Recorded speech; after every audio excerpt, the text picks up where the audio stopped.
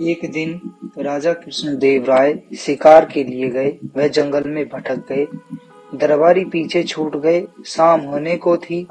उन्होंने घोड़ा एक पेड़ से बांधा, रात पास के गांव में बिताने का निश्चय किया। राहगीर के वेश में किसान के पास गए।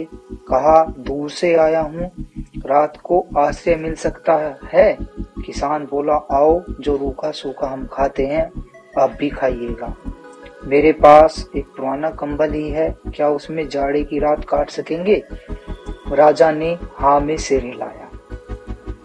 रात को राजा गांव में घूमे। भयानक गरीबी थी।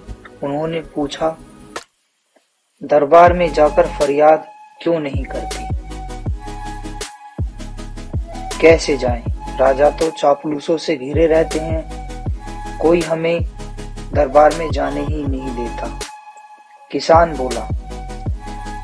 सुबह राजधानी लौटते ही राजा ने मंत्री और दूसरे अधिकारियों को बुलाया।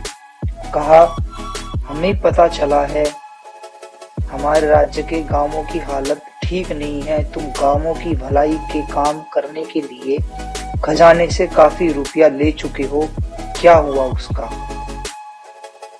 मंत्री बोला, महाराज, सारा रुपया गांव वालों की भलाई में खर्च हुआ है। आपसे किसी ने गलत कहा। मंत्री के जाने के बाद उन्होंने तेनाली रामा को बुलावा भेजा। कल की पूरी घटना कह सुनाई। तेनाली रामा ने कहा, महाराज, प्रजा दरबार में नहीं आएगी, अब आपको ही उनके दरबार में जाना चाहिए। उनके साथ जो न्याय हुआ है उसका फैसला उन्हीं के बीच जाकर कीजिए। अगले दिन राजा ने दरबार में घोषणा की, कल से हम गांव-गांव में जाएंगे, यह देखने के लिए कि प्रजा किस हाल में जी रही है। सुनकर मंत्री बोला, महाराज, लोग खुशहाल हैं, आप चिंता ना करें, जाड़े में बेकार परेशान होंगे।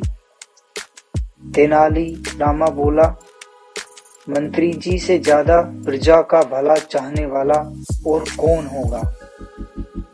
यह जो कह रहे हैं ठीक ही होगा, मगर आप भी तो प्रजा की खुशहाली देखिए। मंत्री ने राजा को आसपास के गांव दिखाने चाहे, पर राजा ने दूर दराज के गांवों की ओर घोड़ा मोड़ दिया।